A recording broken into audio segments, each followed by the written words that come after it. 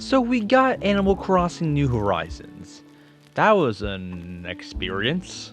While it's still on the newer side of things, it's almost been out for 2 years, but the updates are almost, if not fully done. So, time to start speculating about the next Animal Crossing game. Hello everybody, EmSwizzle here, and today we'll be talking about the next Animal Crossing game and what it actually needs to be good, or at least better than New Horizons. Let's be honest, it's gonna be pretty hard to be worse than New Horizons, considering New Horizons began development in 2012 and has now gone up to 2020. That is 8 years of development, and we have, well, half the features of New Leaf.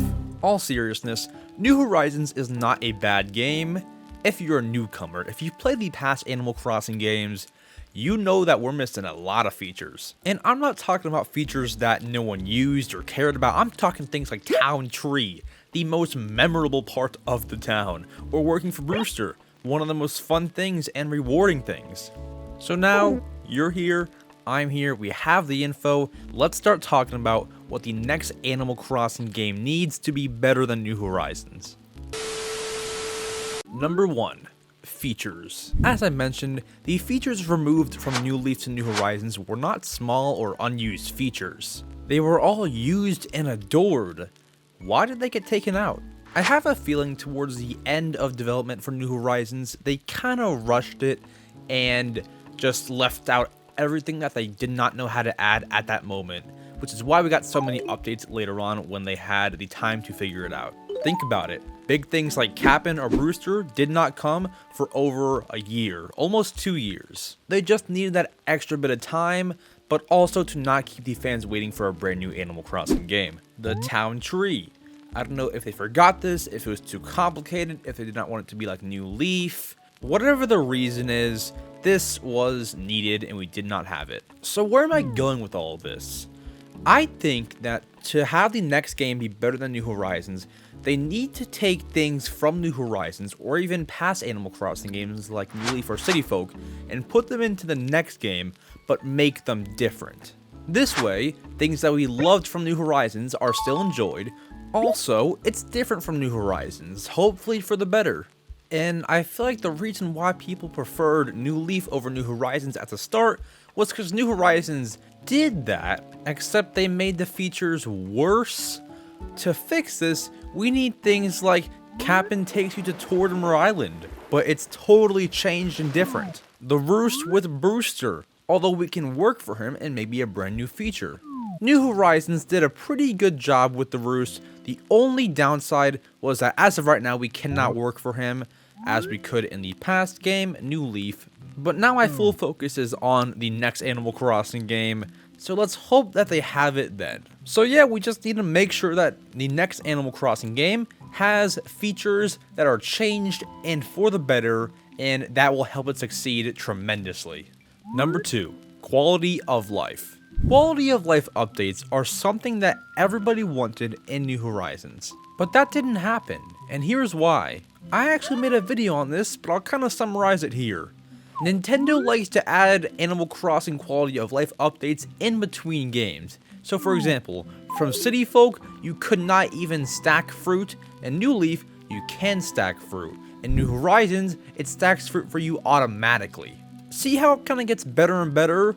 Let's think about this now, with the Able Sisters bulk buying. In New Leaf, you had to buy each clothing piece one by one. In New Horizons, you can buy one shirt and one hat, for example, but if you wanted 2 shirts, you would have to go into the curtain twice.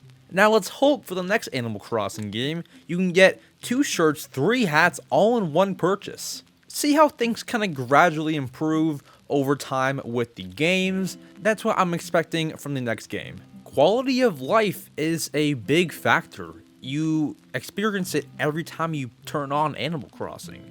Nintendo is not one to add quality of life updates into Animal Crossing games or almost any Nintendo game because it's kind of weird to just have something like that just be magically put into the game. Like now I can magically buy multiple clothes at Able Sisters. So I'm definitely hoping for some more quality of life updates into the next Animal Crossing game.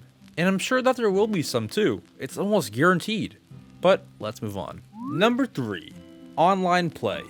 If you've ever played online with Animal Crossing New Horizons, you already know what I'm talking about. With Animal Crossing New Horizons online, it would take around a minute and a half for someone to arrive on your island. Say there's someone who's causing trouble, you can't just kick out one person. If one person disconnects or leaves, it affects every player on the island. It just needs to be fixed. Look at a game like Minecraft. You're able to kick players, people can load in at the same time. One player leaving affects nobody. All it does is put a small message in the chat.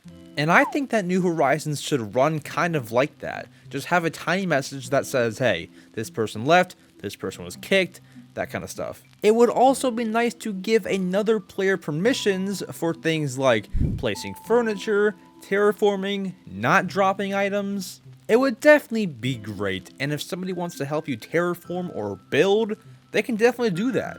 You could almost even have conjoined islands, just minus a couple features. But that brings me to another thing. Minecraft, Stardew Valley, these are games that have multiplayer conjoined worlds, and I think that if the next Animal Crossing game had conjoined islands or worlds, towns, whatever it happens to be, that would be brilliant. While that sounds unlikely, at least give us the first part. Be able to kick players, have people join without it affecting everybody. Things like that are what we actually need before anything like conjoined islands. Number 4, villagers. Villagers have been a problem since day 1 of New Horizons. Over the years, they've started to lack personality, sassiness, things that made them, well, villagers. Man, I will never forget the time Chester called me unfun. That broke my heart. In all seriousness, villagers have been getting nicer over the years. A bit too nice. I miss the sassy ones. Where are the villager games that they used to play? The only games that they play in New Horizons are the ones that they play with you when they hang out at your house. Now there is a treasure hunt game in New Horizons, but I've not been offered to play that in almost a year. Villagers used to play hide and seek with you. That was my all-time favorite. It's not even just about these little villager games though. I just wish that villagers had the same personality as they did in the GameCube. Sassy and rude sometimes, but things that made you laugh. I mean, one of the cat villagers told me that I would not get any Valentines. What? I mean, I already knew that, but come on. I got a big laugh out of it, and it made me miss the GameCube villagers, as they're nothing like that in New Horizons. They're all cheery and joyful. I think it's great to be cheery and joyful, but I also want to get a laugh out of what they say. I don't know if I've ever laughed at something a villager said to me in New Horizons. They don't have to go from cheery and joyful to being completely rude to you, but just some more sass. Number 5. New locations. Now, I'm not asking for brand new stores, but more so, more buildings. In New Horizons, we have a few buildings. We have Able Sisters, Nook's Cranny, Resident Services, houses, campsite, those kinds of buildings.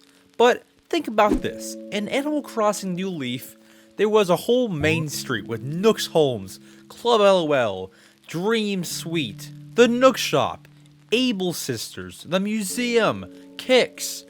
I mean, there were so many buildings and so many different vibes to enter and feel.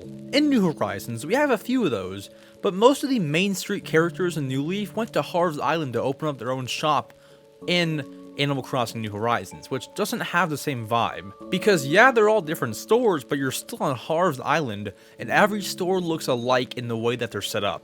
But imagine every store has their own music, their own theme, their own vibe, everything. We had Sahara's store, we had Kix' store, all these different stores. Now there could still be something similar to Harv's Island that all these stores are on, but I wish that they were actual buildings, not like little set up pop-up shops. Once again, New Leaf had this and it was so great. City Folk kinda had this, it was the city, pretty cool as well. I think that the next Animal Crossing game should have one of these big plaza places with all the stores. I really wonder why these things are not in New Horizons, but it's just the way that it is, and hopefully these things can be fixed with the next Animal Crossing game. But who knows, we have to wait and see what their plans are, the new trailer, new announcement, new release date, everything, and I'm going to keep you guys updated with all that kind of stuff. But guys, that is it. Thank you all so much for watching. I love you guys all so much. Big thank you to our channel members for supporting the channel. Remember to subscribe on your way out, like also while you're at it, and comment down below, what do you think would be good for the next Animal Crossing game? And yeah guys, I'll see you all in the next video. Adios.